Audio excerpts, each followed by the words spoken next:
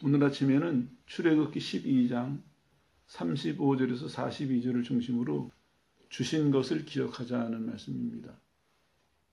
이제 드디어 이스라엘이 떠납니다. 근데 조금만 서서 생각을 해보면은 노예 생활이 끝나고 새 생활이 시작되는 거거든요. 이게 어떤 문제가 있냐면은 노예 생활이었을 때는 노예였지만 먹고 사는 건 그냥 맡겼어요, 애굽에. 자기네들이 소관이 아니니까. 많이 주든 적게 주든 좋은 걸 주든 나쁜 것을 주든 그냥 얻어먹으면 됐거든요. 이제는 이 사람들이 자기네들이 해결해야 돼요. 그런 면에서 보니까 새로운 생활을 시작하는 이 사람들의 모습이 무능력하고 무기력하고 무소유예요. 가진 것도 없어요. 이게 이제 현실적인 문제거든요. 그러니까 이스라엘은 어땠습니까? 시작서부터 두려운 거예요. 두려우니까 이 새로운 생활을 위해서 자기의 방법대로 살아가려고 시도를 해요. 자기의 경험이나 자기의 경력이나 아무튼 자기 생각에 이걸 뚫고 나가려고 하는 것입니다. 그러니까 이 사람들은 새 생활이 시작이 됐지만 새 생활을 어떻게 받아들일지도 모르고 어떻게 살아가야 될지도 모르고 그래서 또 다른 면에서의 이제 고통이 오는 것이죠. 혼란이 오고.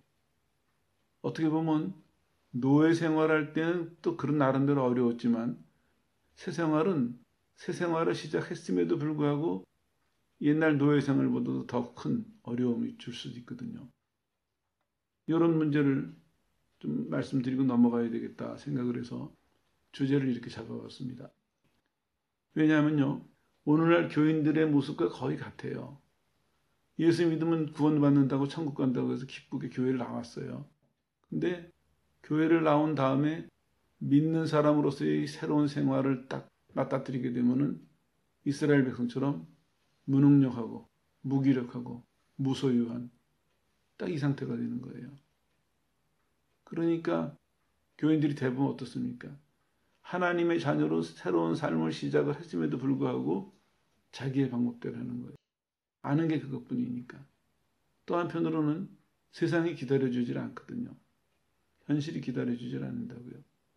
그러니까 매일매일 문제는 일어나고 그래서 뭔가 해결은 해야 되고 근데 해결할 수 있는 길은 없어요.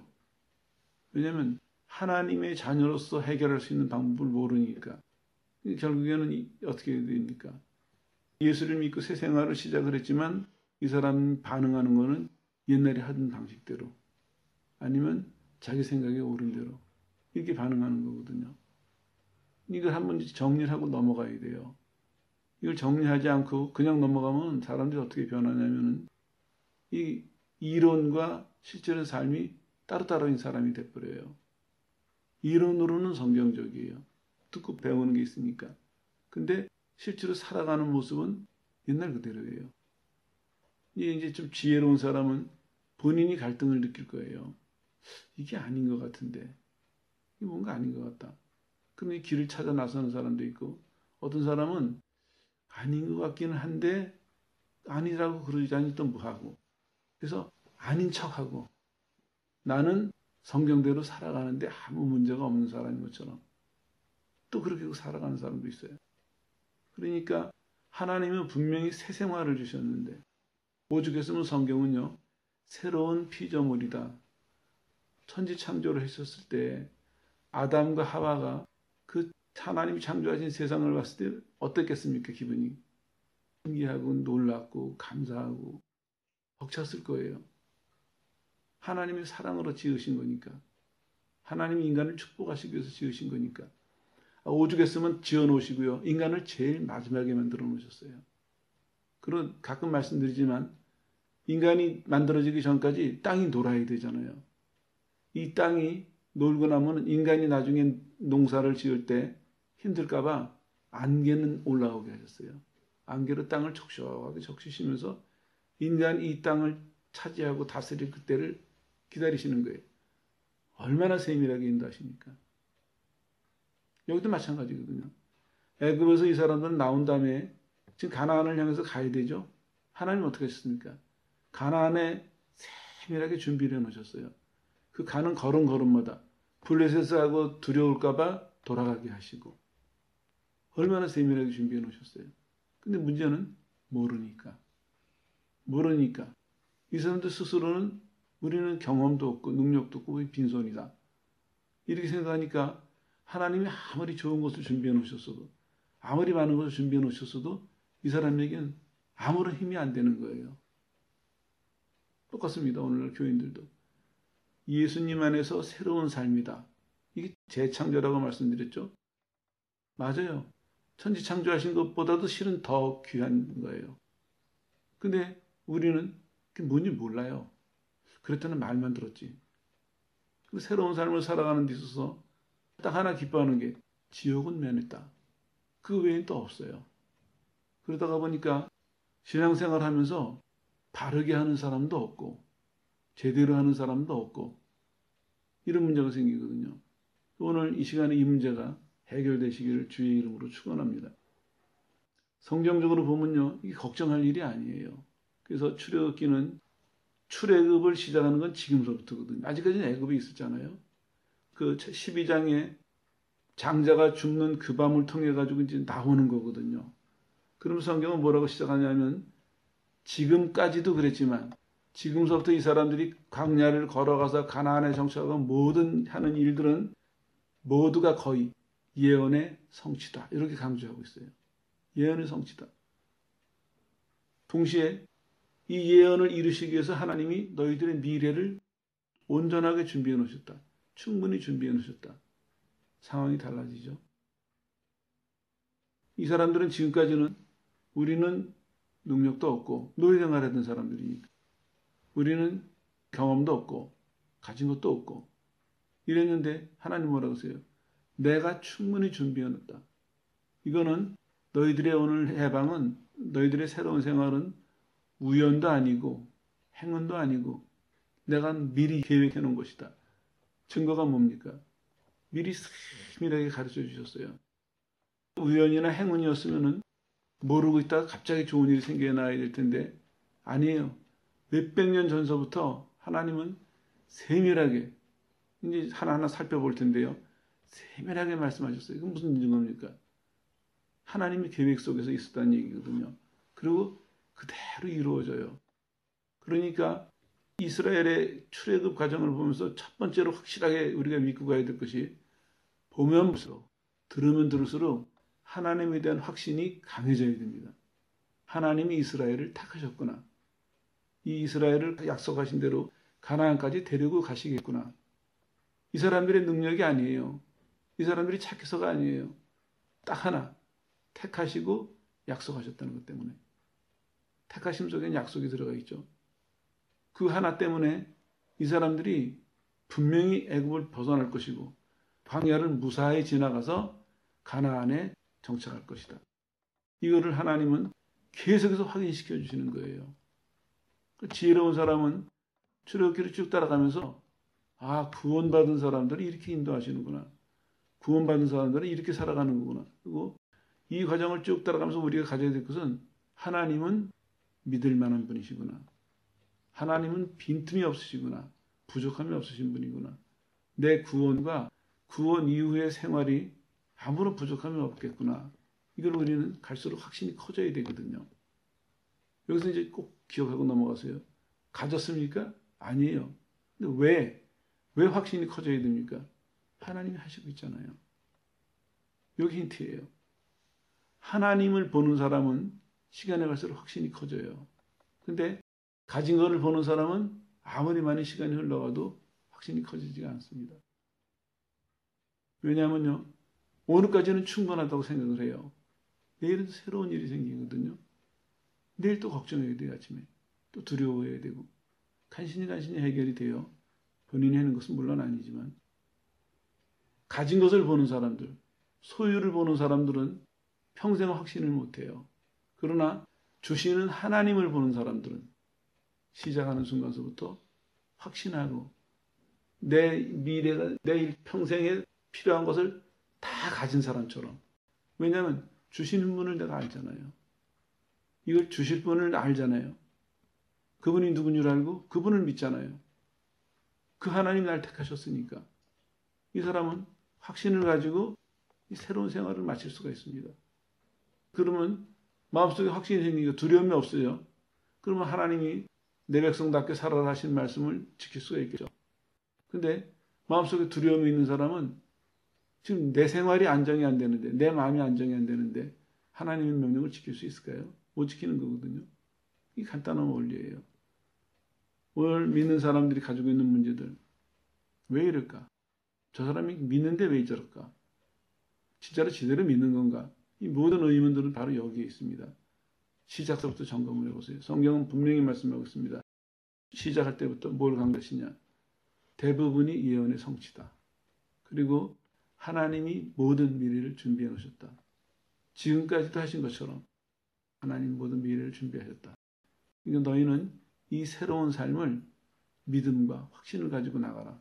그리고 살아가면서 한 사건 한 사건 겪으면서 믿음이 자라나고 하나님에 대한 확신이 더 자라나서 나중에는 정말 온 마음으로 하나님을 섬기는 그런 사람들이 되라. 이게 성경의 강조점이거든요. 여기서도 보면요. 첫 번째 사건 보세요. 애굽에서 떠나는 건데 지금까지 바로가 어떻게 했습니까? 바로의 태도가 죽어도 안 내보낼 것 같았어요. 그렇잖아요. 1년 전에 모세가 와가지고 하나님이 우리 이제 광야에 가서 제사 지내라 그러십니다. 안 들었어요. 그리고 너희들이 편하니까 딴소리 하는구나. 더 괴롭혔어요. 1년 동안 10가지 재앙을 겪으면서 바로가 끝까지 화도 내봤다. 타협도 해봤다. 별일 짓을 다 하면서 안 내보냈어요. 바로의 태도를 보면요. 죽어도 안 내보낼 것 같았어요. 근데 때가 되니까 어떻습니까? 쫓아내버렸어요. 빨리 가라고. 오히려 지금 빨리 안 가면 죽인다고. 자, 하나님이 분명히 모세를 보내실 때 뭐라 그러셨어요? 너가 바로한테 가서 말할 때 안 들을 거다. 그러나 너가 이적을 행하면은 너희를 쫓아내리라. 정확하게 말씀하셨어요. 쫓아낼 것이다. 1년간 고생은 했지만 모세는 오늘 뭘 보고 있습니까? 쫓아냄을 당하고 있어요. 하나님 보내라고 그러신다고 그렇게 1년 내내 얘기해도 안 듣던 바로가 장자의 죽음을 통해서 10가지 재앙을 통해서 이제 손 들 수밖에 없었죠. 쫓아내버려요. 이스라엘을. 바로가 잡는 틈에 몰래 도망 나가는 거 아닙니다. 두 눈 뜨고 바로가 쫓아내요. 이 사람들을. 얼마나 재밌습니까? 1년간 기다리는 건 좀 힘들었지만 쫓겨나가면서 아마 웃었을 것 같아요. 아니 저 사람은 저 웬일이야. 절대로 안 내보낼 것 같지만 이제 안 나가면 죽인대네. 옛날에는 나간다고 죽인다고 하던 사람이 이제 안 나가면 죽인대요. 왜 이 말씀을 이렇게 설명하는 줄 아세요? 하나님이 하시는 일을 보세요. 말씀하신 그대로. 그 내용이 아무리 크고 새로운 걸 할지라도 여태까지 세상에 그런 일은 없었다 할지라도 하나님은 하나님의 때가 되면은 약속하신 말씀을 그대로 이루십니다. 그 성경에 그런 표현이 많이 나와요. 지금까지 이런 일은 없었다. 여러분의 인생도 마찬가지입니다. 하나님의 약속과 하나님의 인도하심을 여러분의 상식으로 판단하지 마세요. 여러분의 능력으로 판단하지 마세요. 하나님이 구원뿐만 아니라 여러분의 미래에 대해서 아니면 현재 뭐라고 명령을 하시든 뭐라고 약속을 하시든 어떻게 인도하시든 하나님으로부터 온 것이라면 여러분들이 제한할 필요가 없습니다. 왜냐하면 하나님이 이루실 거거든요. 내가 그건 못 받아들이겠는데요. 내가 안 믿어지는데 이해가 안 가는데요. 그럴 필요가 없어요. 주의 말씀이면 이루어질 것입니다. 예수님의 육신에 모친 마리아 어떻습니까? 처녀가 잉태해서 애를 낳는다는 얘기를 받아들였어요. 주의 뜻이면 이루어질 것입니다. 이게 하나님의 사람들이 가져야 될 특징입니다. 다시 강조해서 말씀드립니다. 광야를 지나가야 될 이스라엘에게 성경은 이걸 우리에게 말씀하고 있습니다. 하나님이 예언하신 내용이다. 그대로 이루어질 것이다. 하나님이 그것을 위해서 미래를 다 준비해 놓으셨다. 한 가지면서 두 가지 내용. 이거를 꼭 붙드시고 이제 우리는 광야를 따라가면서 그렇구나 이렇게 확인하고 따라가면 됩니다. 그렇게 따라가는 사람들은 시간이 갈수록 믿음이 강해지고 하나님에 대한 신뢰가 확실해질 것입니다.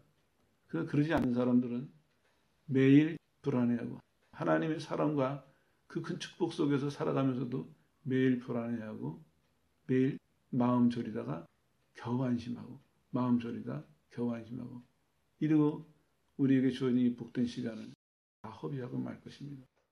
정신 차려야 됩니다. 지금부터. 그리고 이제 좀 더 얘기 발전시켜 보면요.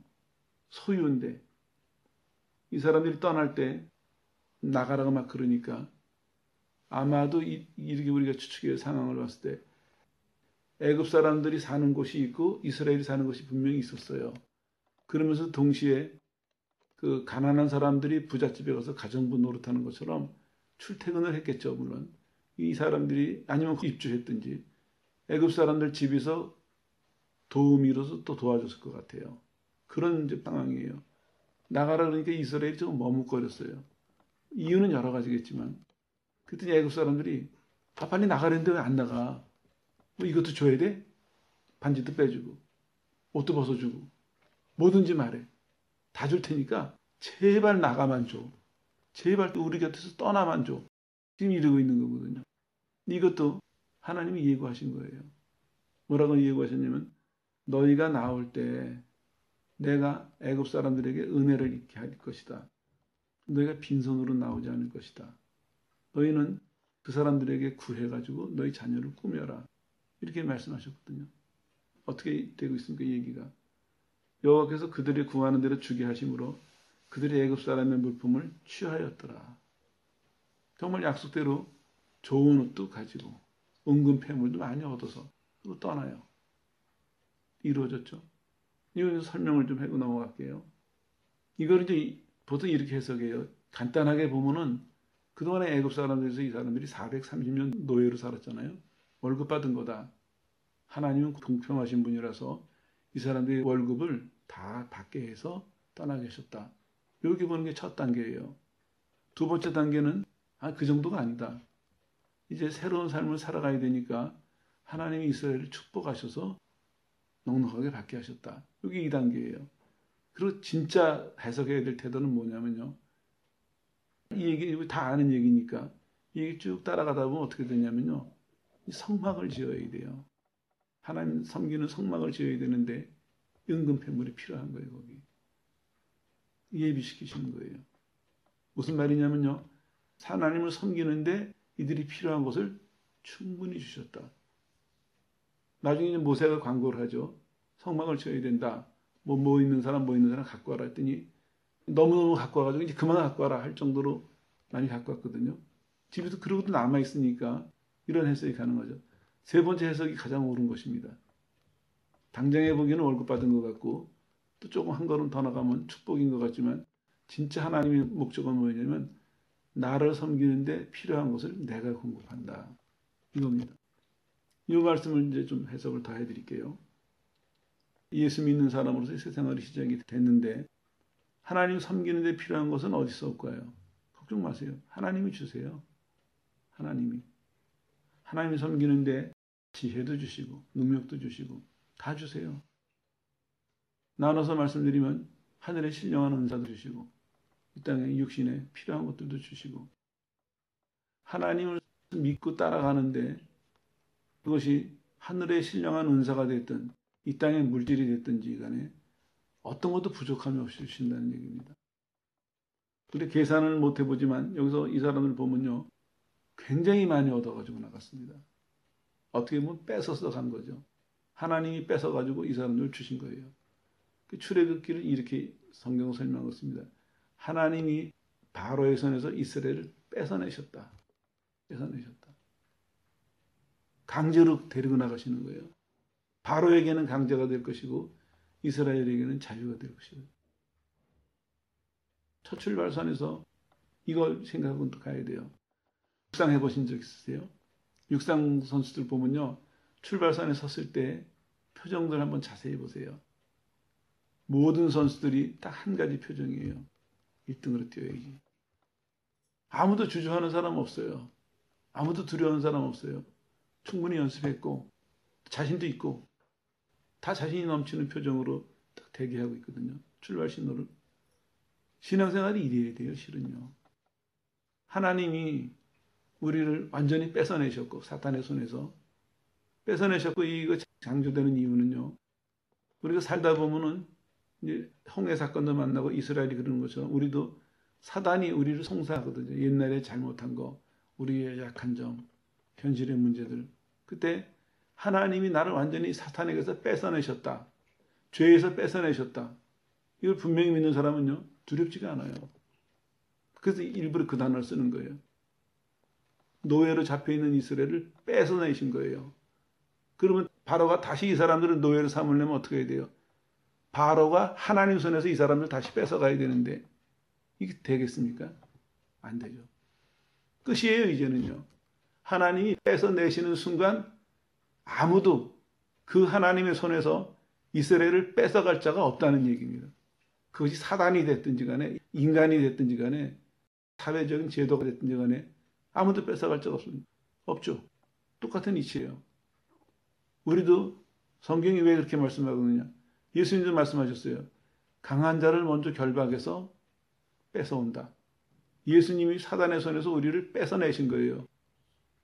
이제는 어떻게 됩니까? 사단이 우리를 다시 뺏어가려면 예수님 손에서 우리를 뺏어가야 되나요? 안 되죠.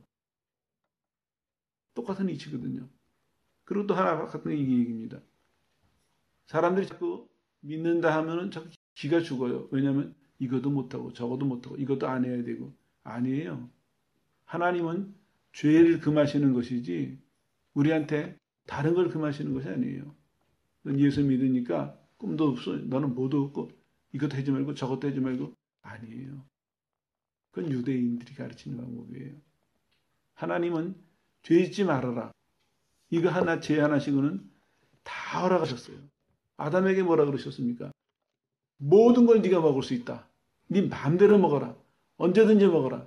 딱 하나. 선악을 알게 하는 그 나무의 열매는 먹지 마라. 딱 하나 제안하셨어요. 똑같습니다. 오늘날도. 예수 믿으면 여러분들이 예수 믿으면 내가 이것도 못하고 저것도 하면 안 되고 그 괜히 기죽을 필요 없습니다. 성경을 잘못하는 것입니다. 하나님이 제안하시지 않았어요. 하나님은 아담에게 하신 축복보다 더 큰 걸 주셨어요. 마음껏 언제든지. 이게 아담에게 하신 말씀이거든요. 우리도 똑같아요. 그리스도 예수 안에서 네 마음껏 언제든지 모든 것을. 그 한마디로 이런 얘기입니다. 예수님의 충만함에 네가 살아갈 수 있다. 그 속에 말 다 들어가 있는 거 아니겠습니까? 이 사람들은 이걸 기억해서 해야 돼요. 광야를 가는데 아무것도 안 가진 것 같아요. 등록된 재산도 없고. 그러나 뭐가 있습니까? 모든 걸 주시는 하나님이 그들과 함께 하세요. 하나님이. 지금 증거를 주시잖아요. 430년이라는 되는 그 긴 시간이 지났는데도 약속을 기억하시고 구원해내시고 떠날 때 그냥 떠나지 않고 이 사람들이 월급 이상으로 축복 이상으로 하나님을 섬기는 데 필요한 것까지 넉넉하게 갖게 하시고 떠나는. 들고 가면서도 짊어지고 가면서도 자기만 몰라요. 오늘날의 교인들하고 똑같아요. 우리가 예수 믿고 얼마나 큰 은혜를 입었는지 얼마나 큰 복을 받았는지 지고 가면서 우리만 몰라요. 우리만. 사단은 알고 우리를 피해가는데 우리만 몰라요. 천사도 알고 우리를 부러워하는데 우리만 몰라요. 기억하십시오. 우리는 빈손이 아닙니다. 하나님이 빈손으로 살라고 하시지도 않았어요. 우리는 모든 것을 주시는, 그것도 우리를 사랑하셔서 모든 것을 주시는 전능하신 하나님이 우리와 함께 하세요. 그 하나님 의지하면 돼요. 앞으로 살아갈 때 새로운 일들이 여러분 앞에 많이 기다리고 있어요. 안 해본 건데 내가 할 수 있을까? 그럴 때마다 기억하십시오. 내가 의지하는 하나님이 누구신가? 나를 구원하신 하나님이 누구신가? 그걸 기억하세요. 그러면 얼마든지 새로운 일도, 여러분들이 안 해본 일도 얼마든지 다 해결해 나갈 수 있습니다. 아니, 하나님은 없는 데서 있게 하시는 하나님인데, 다른 식으로 표현하면 죽은 자도 살리시는 분인데, 지금은 내가 망할 것 같지만, 지금은 죽을 것 같지만, 우린 쓰러지지 않습니다. 왜냐하면 내가 만약에 죽는다면 그거 살리실 거니까. 내가 만약에 망한다면 다시 일으키실 거니까. 두려울 게 없잖아요. 빈손이지만 꼭 기억하세요. 우리는 하나님을 붙들고 있다. 성경대로 표현한다면 빈손이지만 우리는 하나님을 가지고 있다. 엘리, 나의 하나님. 소유격 표현인 거거든요. 하나님이 자신을 우리에게 주셨어요. 황성하죠. 어떤 선물보다도 큰 선물이에요. 내가 너 줄게, 나를 너한테 줄게. 이거보다 더 큰 사랑이 있고 더 선물이 있을까요? 그거 갖고 시작하세요. 다른 것 다 세세한 거 따지시지 말고 전능하신 하나님이 나의 하나님이다. 이게 붙들고 가세요. 그러면서 이제 이렇게 말씀하고 있어요. 애굽을 떠나는 노예들을 보면서 노예의 무리죠. 뭐. 성경은 뭐라고 말씀하냐면 여호와의 군대다. 이 이해가 가십니까? 지금은 이제 우르르 몰려가지만 조금 지나면 곧 이제 줄 맞춰서 가야 되고 유다와 어느 지파는 앞에 가고 어느 지파는 뒤에 후방을 맡고 어느 지파는 좌우를 맡고 이 레위 지파 족속 중에서도 무슨 자손은 법궤를 맡고 다 임무가 주어져서 조금 있으면은 훈련소를 나온 군인들처럼 질서정연하게 행군을 할 자기 각자 임무를 가지고 행군을 할 그런 시간이 이 사람들에게 올 거예요. 근데 하나님은 미리 이 사람들에게 하나님의 군대다 말씀하고 있어요. 그냥 지나칠 수도 있는 얘기지만 모세의 입장에서 보면 심각한 얘기거든요. 이 많은 사람을 질서정돈하게 인도해 간다. 또 가다가 전쟁이 일어나면 전쟁도 해야 되고 문제가 생기면 해결해야 되고 할 일이 많거든요. 이 많은 인구가 이동한다는 게. 근데 이 사람들은 해본 경험이 없어요. 노예로 살았으니까 오래면 오고 가려면 가고 이렇게 살던 사람들이거든요. 개개인은 아무 능력이 없어요. 근데 하나님 뭐라 그러십니까? 내 군대다. 여기 이제 소망이 있습니다. 하나님이 약속이죠. 나는 너희를 내 군대로 인정한다. 그리고 내 군대로 세울 것이다. 너희들의 가는 길뿐만 아니라 너희가 이 시간 이후로는 민족 대대로, 너희 자손 대대로 내 나라를 위해서, 내 영광을 위해서 너희가 살아갈 것이다.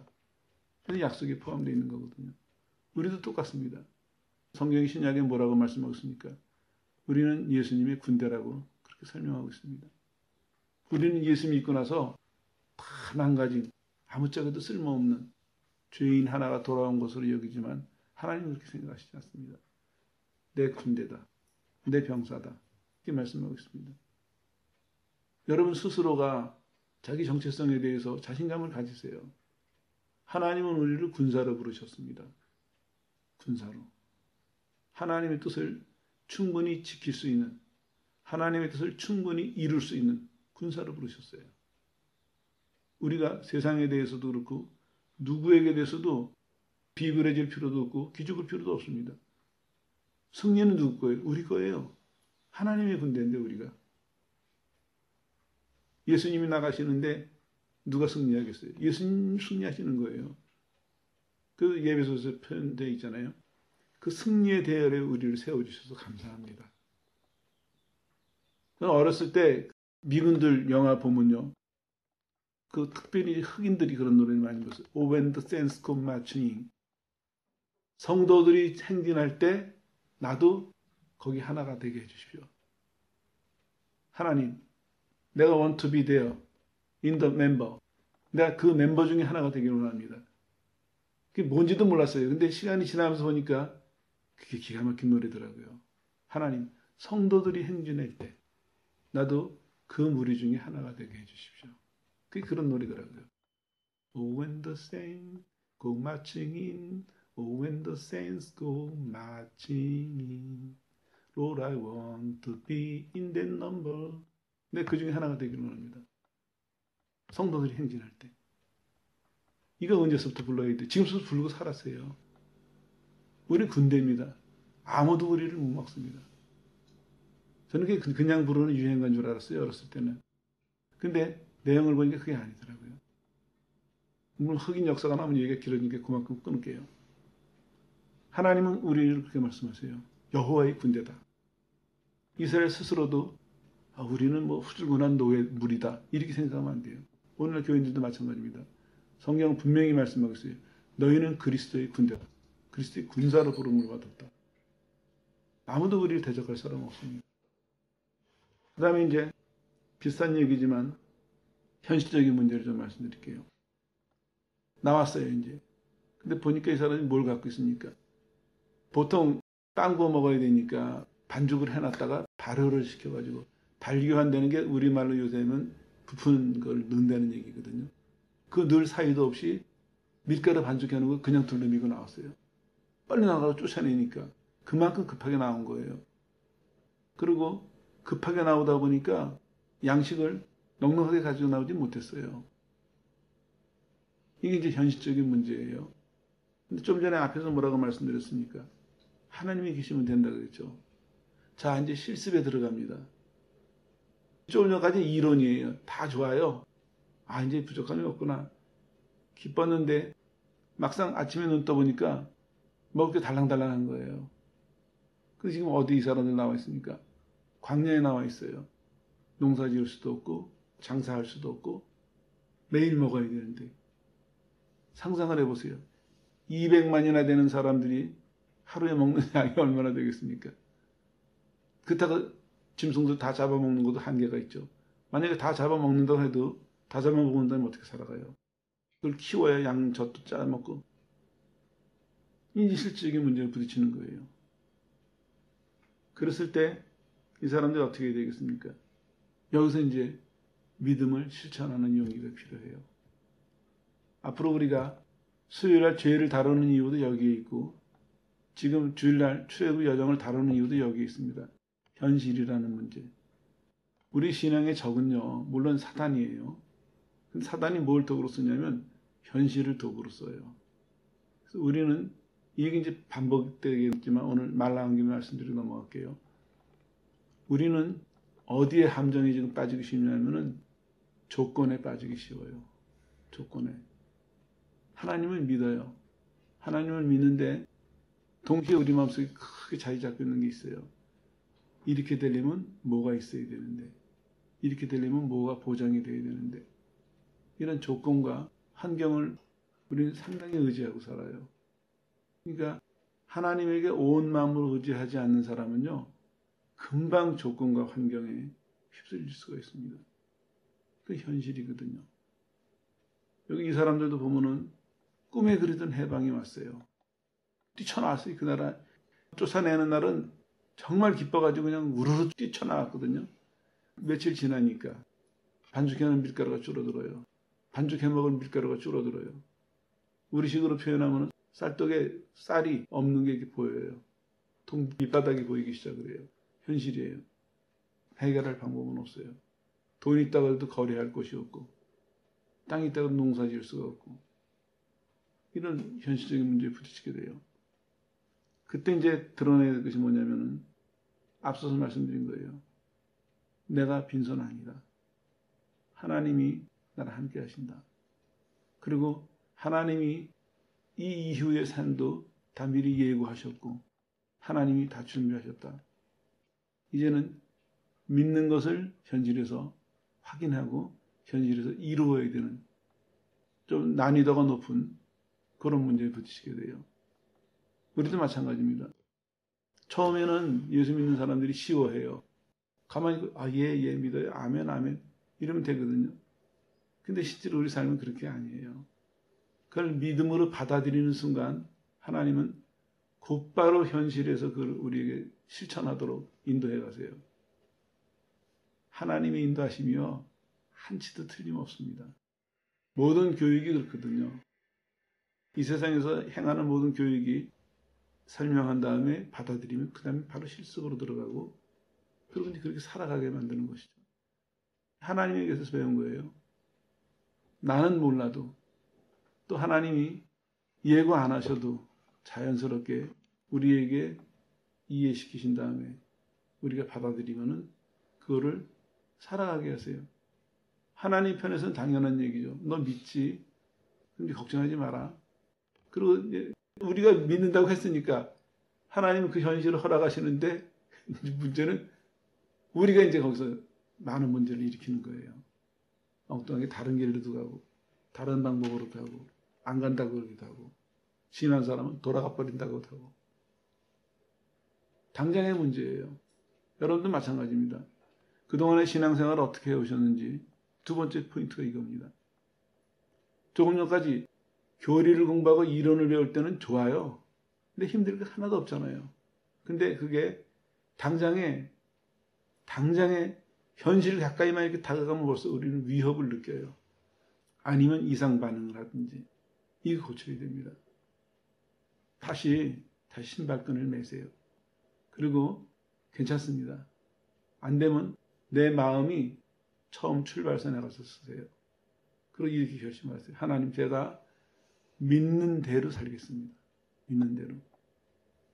남들에 비해서 내가 진도가 더디더라도, 남들보다 늦게 배우고 늦게 따라가더라도 나는 정말 한 걸음 한 걸음을 정성껏 따라가겠습니다. 목표는 그겁니다. 하나님이 이만큼 말씀하셨으면 내가 적어도 내 마음을 다해서 그 한 걸음은 따라가겠다. 그 한 걸음은 믿음으로 따라가겠다. 그걸 목표로 세우세요. 이걸 이렇게 하지 않으면 어떻게 되냐면은 시간이 지나가면 막 엉켜 있어요. 이론은 많아요, 머릿속에. 근데 실천은 적었거든요. 아는 것과 믿는 것이 하나가 돼야 돼요. 말과 행동이 하나가 돼야 돼요. 내가 믿는 것과 열매가 하나가 돼야 돼요. 그리스도 예수 안에서 하나가 되고 통일을 이루어야 되거든요. 이게 신약에서 설명하는 바울의 설명이에요. 믿는 사람들의 삶이죠. 하나가 안 될 수가 없죠. 하나님은 말씀하시고 이루시는 분인데 당연한 것이죠. 근데 우리가 허술하게 따라갔기 때문에, 우리가 잘못 따라갔기 때문에 이런 허술한 문제들이 생겨나는 거거든요. 지금이라도 늦지 않았습니다. 지금이라도 우리가 이 문제를 깨닫고 태도를 바꾼다면 우리의 삶은 금방 충실해질 것입니다. 우리 믿음은 금방 풍성해질 것이에요. 하나님은요, 말씀하신 대로 이루시는 분입니다. 그것도 그냥이 아니라 미리 말씀하신 대로 이루시는 분이에요. 하나님의 인도하심은 한치도 부족함이 없습니다. 무슨 일이 생기면 그때 허둥지둥 준비하시는 분이 아니에요. 미리 다 아시고 미리 다 준비해 놓으시고 그리고 우리 인도하시는 분이거든요. 이제 우리 태도가 남았어요. 우리 그 하나님을 배우고 경험하면서 시간이 갈수록 우리가 어떻게 되냐면 그 하나님을 믿고, 아니면 그 하나님의 말씀이라면, 때로는 그 하나님이 말씀 안 하셨어도 그 하나님이 살아계신 분임을 믿고 하나님 앞에서 일관된 태도, 하나님을 의지하고 다른 방법 생각 안 하고 하나님을 의지하고 힘들어도 하나님이 원하시는 그대로 따라가는 사람, 그대로 믿고 따르는 사람, 이런 훈련을 우리가 해야 되는 것이죠. 이 얘기는 이렇게 오늘 마무리가 되고 있어요. 아브라함에게 하신 약속이 성취됐다. 430년 전에 하나님의 신실하심을 보세요. 430년 이 사람들하고는 얼굴도 모르는 조상 아브라함하고 430년 전에, 그것도 아브라함이 잘해서 상으로 받은 거 아니에요. 하나님이 아브라함을 불쌍히 여기시고 사랑하셔서 일방적으로 하신 약속이에요. 근데 놀랍죠.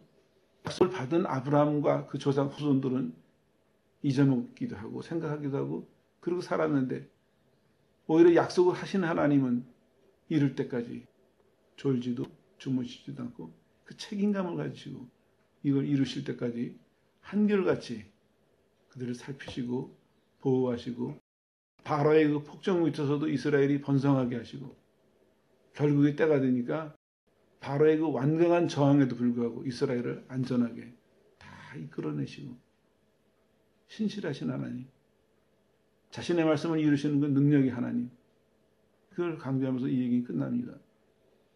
그런 놀라운 일이 또 하나 있어요. 보는 관점에 따라 다르지만 보니까 다른 잡족들이 따라 나왔다 했어요. 이스라엘이 하나님의 극진한 사랑과 보호를 받으니까 이스라엘인 아닌 사람들 중에서도 나도 좀 어떻게 안 될까요? 따라 나왔어요. 얼마나 놀랐습니까, 하나님이. 이스라엘을 아브라함을 통해서 그냥 사랑하시고 그냥 택하셔서 사랑하시고, 그들의 사랑을 통해서 주변에 이스라엘 족속이 아닌 다른 사람들도, 다른 족속들도 원하는 사람들은 구원하시는, 원하는 사람들은 이 복된 삶으로 인도하시는 하나님의 신실하심, 하나님의 풍요로움, 그러면서 한마디로 종합하고 있습니다. 그 밤에 일어난 이 사건을 너희는 꼭 기억하고 대대로 기념해라. 대대로 기념해라. 바로 쫓아낸 것, 빈손으로 나오지 않은 것, 아브라함에게 통한 약속이 이루어진 것, 이 모든 것들 하나님이 얼마나 신실하신지, 하나님의 능력이 얼마나 크신지, 너희를 얼마나 사랑하시는지 다 보여주시지 않았느냐. 이거를 꼭 잊지 말고 대대로 기념하면서, 대대로 기억하면서 평생 신앙생활 다 마칠 때까지 하나님은 그런 분이다. 그거 의지하고 가라. 그럼 무슨 일을 만나도 어떤 경우에 놓여도 너희는 그 하나님으로부터 보호받을 수 있고 도움을 얻을 수 있다. 그렇게 약속하고 있습니다. 그래서 오늘 성경은 말씀하고 있어요. 가진 것을 기억해라. 소유가 아닙니다. 뭘 가졌다고요? 하나님. 우리 하나님을 가진 사람들이에요. 하나님을. 근데 사람들이 반복되는 얘기지만 하나님을 가졌다고 시작하면 끝까지 문제가 없는데 우리는 신앙생활할 때 다른 걸 가졌다고 생각하는 거예요. 신앙생활할 때 체험, 신앙생활할 때 축복, 신앙생활할 때 받은 은사. 그게 우리 스스로가 약한 길을 택한 거거든요. 아니에요. 다 내려놓으시고 딱 하나 기억하십시오. 나는 하나님을 가졌다. 여러분들이 신앙생활하면서 어느 순간에 이 감격이 올 거예요. 나의 하나님, 나의 하나님. 하나님을 내가 맘 놓고 내 하나님이라고 부를 수 있는 것. 그리고 문법상 하나님이 내 소유가 됐다는 것. 진짜 감당할 수 없는 축복이요. 하나님이 내 소유가 됐어요. 세상 사람들은 사랑해도요. 자기가 가진 것 일부를 주지 나를 준 사람은 없습니다. 하나님은 하나님이 우리에게 자신을 주셨어요. 그리고 우리의 소유가 됐다는 것을 기꺼이 원하셨어요. 기쁘게 받아들이셨어요. 그래서 우리가 나의 하나님 하는 얘기를 왜? 기뻐하신다고요. 기념하라고 기억하라고 말씀하고 있습니다. 이제 여러분들이 남은 신앙생활을 이렇게 시작하십시오. 하나님을 가지고 시작하십시오. 하나님이 자신을 나한테 주셨다. 그 하나님이 나를 가르치실 것이고 인도하실 것이고 성경이 약속하신 모든 약속을 하나님이 나를 위해서 계획하신 그 모든 내 인생의 계획을 이루실 것이다. 이거 붙들고 나가세요. 이 시간 이후로 여러분들의 신앙과 생활이 더 풍성해지고 더 충만해서 하나님께 영광을 돌리게 되기를 예수의 이름으로 축원합니다.